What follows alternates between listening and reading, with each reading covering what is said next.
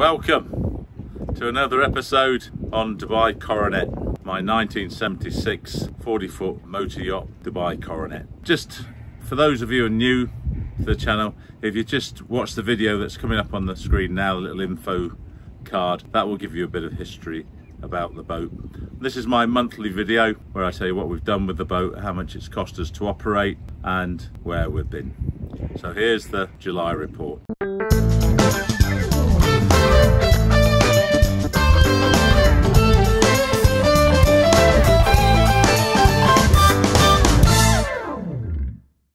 Now, as I mentioned last month, June, July and August are horrible months to go boating in the UAE and Dubai because of the temperatures. It does get very, very hot, as I reported last month. You know, it can be north of 45 degrees C. It can touch 50, about not very often, but it's hot. It's a hot day. However, we did make 2 trips this month. In fact, we made 3 trips, 3 fairly long trips. One of them involved us going to the shipyard. That's why I said 2. There's only 2 really pleasure trips. The first was a trip to the Neptune wreck and the HB6, and those who saw last month's video will know we went there at the end of July and couldn't get hooked in. That was a story in itself. Anyway, the current gods or the tide gods were with us at the start of this month, so we made the journey and did 2 dives, one on the HB6 and one on the Neptune. 2 really nice wrecks. Although the viz wasn't great, it was better than last month. It was a 37.4 nautical mile round trip. We then made a trip up to the Yacht shipyard and back a couple of days later. That was 31.1 nautical miles, and that was to get some stainless steel fabrication done, which I'll talk about later on in the video. We then made another trip to the World Island and all the way around Dubai Creek. That was 30.4 nautical miles, and then we just had some training and fuel runs of about 1.2 nautical miles, bringing the total for the month to 99.5 nautical miles. Fuel consumption was 407 litres, and that cost me $275 US, but I did have contribution to the fuel this month by my guests and some of my fellow divers of $205 US, so we netted out the fuel cost for the month was $70. So let's get into the cost now. I am doing another video. I've got all the numbers right now on fixed cost, and it's quite interesting the way we've calculated the numbers, because I've got on there what you must have, what's nice to have, and then I've got the costs for training a captain, because I have an apprentice captain. Well, not any longer, because he's just passed his 24-metre licence. We'll talk about that later. My fixed costs every month, and a video will be out within 7 days of this one, detailing how I got to the number rather than just put it in this month. That comes to $2,215 US for the month. Water and electricity, last month was $45, you may recall. This month is $85. The reason for that is we've stayed on the boat a bit more, and we've used the air conditioning a lot more as a consequence. That number will come down, I guess, from September end or October onwards. Then we had our maintenance costs. I wasn't expecting a big bill this month for maintenance because I was away. I had a couple of weeks away, but on one of our trips, in fact the trip to the World Island, when we went to start the boat on the way to come back, kaboom, we had a big explosion. Well, it sounded big at the time, and what had happened, our starboard side cranking batteries for the engine decided to give up and explode. I had been a bit stingy when I bought the batteries last time, and I paid half of what I paid for the replacement batteries this time. I did have to replace the batteries, two 120 amp hour 12 volt batteries from Vitas. They are definitely marine grade, they are definitely cranking batteries, but that came in at 625 US dollars, which is double what I'm used to paying, but I thought, right, it's worth spending the extra money. Finally, this month we have got, after a year and trials and tribulations and bad tempers, me getting angry, we have a windscreen back. It was supposed to be Perspex. 2 times we tried with Perspex, but the first time it got cracked on installation. The second time somebody scratched it, nobody owned up, so I decided to do it in powder coated aluminium. So yeah, you may not like that, but as you can see, it looks good. And the great thing about it is it only cost me about 30 bucks. That's about 20 bucks for the water jet guy and about 10 bucks for the powder coating. We do powder coating in bulk, so it works out really cheap. So that was $30. Provisions for the month, that's food and water for the crew when they're on board doing maintenance and stuff, was just like last month, $25. And miscellaneous, and that's where we club in tools, spare parts and all of that, was I think lower than last month at $195. So the total for maintenance and repairs this month was slightly higher than I thought it would be because of the battery change.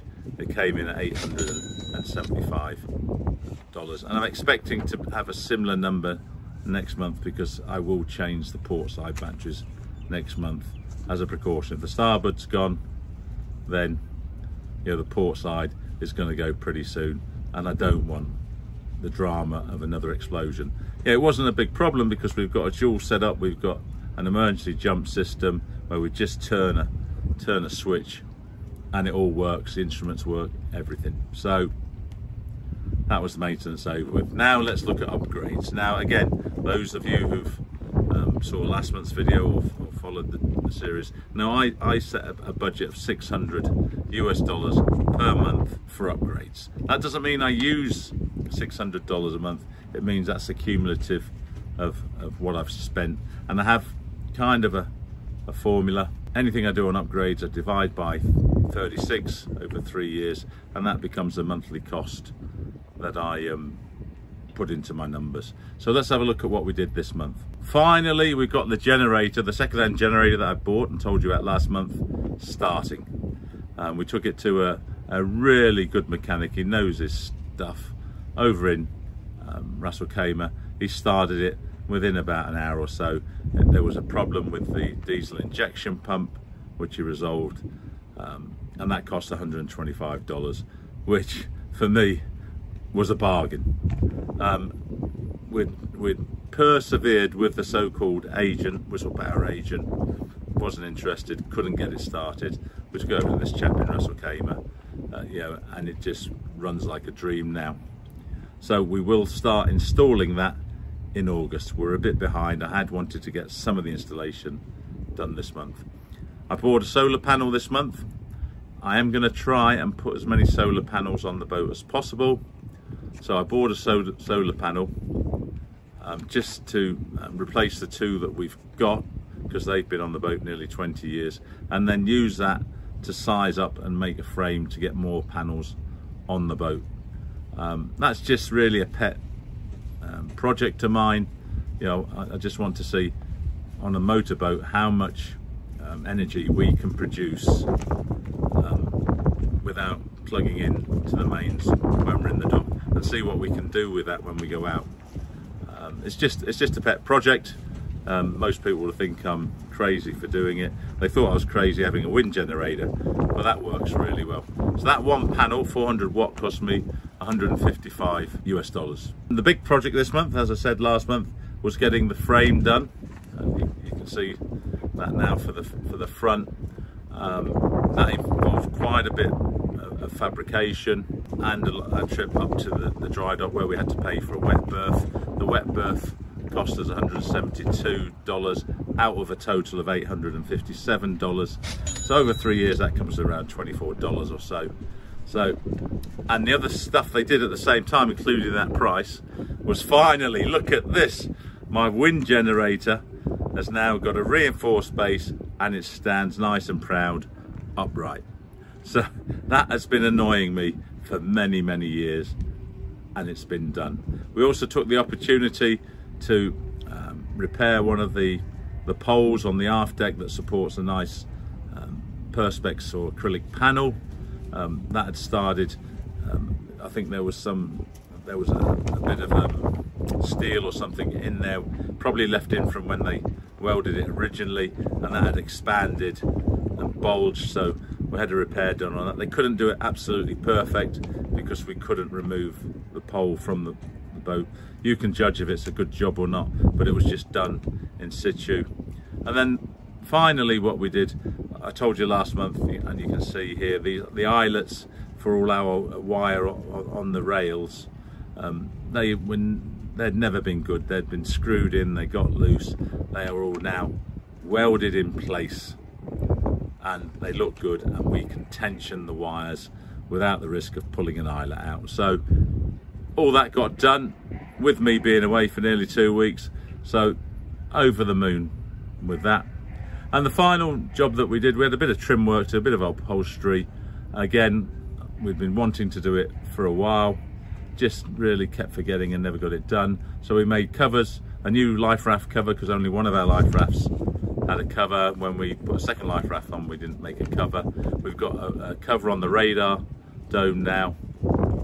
We had to do a bit of stitching for the front sunshade, which we'll be changing next year because it's okay, but it could be better, but it'll be good enough for this year. And then if you look here in the galley, we'd put a small little freezer which I bought a few months ago. It was $250 or something, really good deal on Amazon here in Dubai, but I had to get the seating adjusted, the cushions in the galley to make way for it, and finally we got that done. All that came to $165, so not too bad. On my sort of budget, that came out $36 for the month. Add that to the 56 from last month, we're at $92, so we're still well within the $600, but I like to have a big amount there so we can upgrade when we want. We don't have to worry about what it's going to cost. You always worry about the cost, but at least we've budgeted for it. Peter finally finished his 24-meter license training. I'll tell you what the cost of that is. It won't be in my summary at the end because it's included in the fixed costs of running the boat.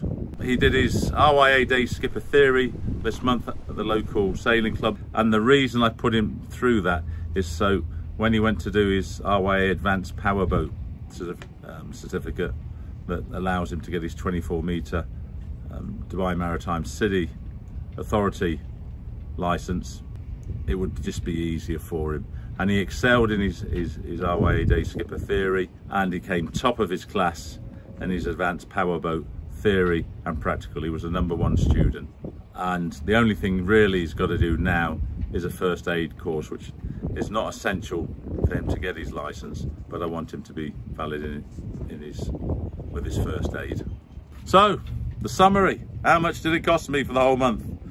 Well, those of you who are good in mental maths would already know, because you will have done the numbers as we went through, but for normal people like you and me, here we go. The fixed cost, $2,215, and I promised the next video on Dubai Coronet will be how I worked all that out. Fuel netted out to $70, thanks to people contributing to the fuel. Water and electric, $85. Maintenance and repairs, $875, and my monthly upgrade budget of $600 brought the grand total to $3,845 US. That is below last month, for which I'm thankful, but not much. I mean, the batteries were an unbudgeted expense. I didn't really plan for that. We now will plan on changing the batteries every 2 years, or definitely monitoring their performance the older they get. I wasn't really happy with this month. It cost me more than I thought, but guess what? You know, I own a boat. You know, can't be really shocked, only surprised. August, what have we got planned? Again, it's hot. I do need to change an ammeter on front display panel. One has packed up after all these years. That means I'm going to buy two so they both look the same, because if I buy a Volvo one, if I can get the same one, it's going to cost a fortune. So I'll buy an OEM meter that'll cost a lot less. I am going to change the batteries on the port side. I don't want a repeat of what happened before, and we'll start the installation of the generator. I don't think we'll get it all in, because we're still waiting for a couple of parts. They should be here very soon, but we'll definitely get the base plate done. We'll definitely get the generator in. We'll definitely get the battery in to start it. Hopefully we'll connect up the fuel line, so when the siphon and the water gas separator comes, we can start it up in September, and we'll have a generator. Again, a bit late for this season, but it will be nice to have anyway, even in the winter. But then we're nice and ready for next summer.